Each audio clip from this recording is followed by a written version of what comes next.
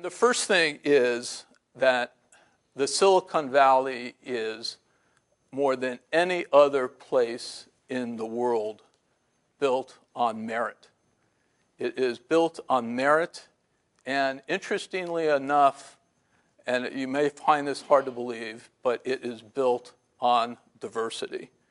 And that is the strength, the core strength of the Valley. And now when I use the term Silicon Valley, it also expands way beyond the Silicon Valley. I'll talk a little bit about that, but the Silicon Valley is obviously now worldwide.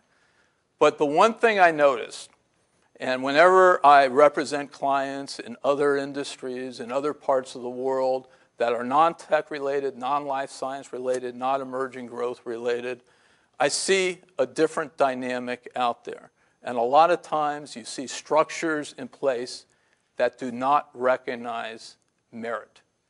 And in this industry, the beauty of it is you can take an idea from day one, from that first circle, and you can, work hard, dream big, and make it happen. And no one will prejudge you, no matter what age you are, no matter where you come from. It's pretty incredible. I will tell you, Google, we hear the story all the time of the two founders, the two Stanford students that, dreamed this thing up right here at Stanford, went into Larry Sonsini. And as with a lot of ideas, I'm sure Larry sat there and said, sounds interesting. These are good kids. I want to work with them and everything. Well, let me tell you something. They shot through that first, second, and third circle pretty quickly. And it's pretty amazing. But it's not just Google. There are examples of this from this university constantly. And it's taking any idea and just working your butt off and going with it and making it big. You had Scott McNeely over at Sun Microsystems, a Stanford graduate.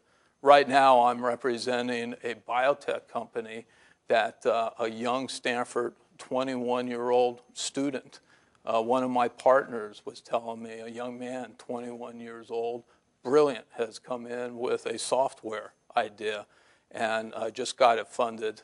And these are things that are coming out of Stanford all the time.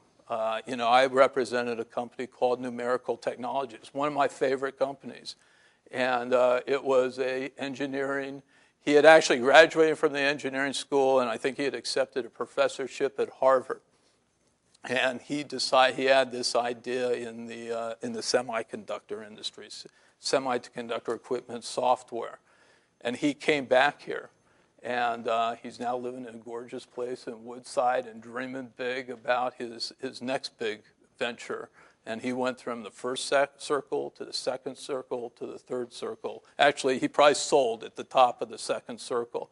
But these are the types of things that are done not every day, but it's also not just the Googles of the world. And that is because this is an all ethnic, different, diverse, ethnic diversity is amazing.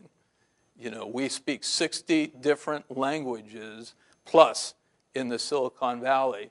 And if you go to our law firm, you will see that represented because we reflect the client base. And there's no prejudging. That is the strength of the technology industry. The other thing is, and I'm sure you guys have heard this over and over again, but it's true. Failure is not a stigma. One of my partners often says, if you get a resume from an entrepreneur and there isn't a list of Chapter 11 companies on that entrepreneur's resume, then there's something wrong. And it's true. I mean, let me qualify that a little bit. You may not want it to be totally down the page, but it is a situation where not taking the risk is a bigger failure than taking the risk. And that is just another beauty of the Valley.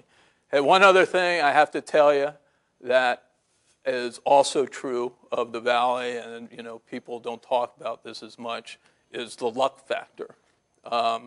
Anything takes luck. I've seen brilliant ideas with brilliant management teams work their tails off, and in the end, their timing was off because they just did not hit the market at the right window and everything. So that's something you can't control.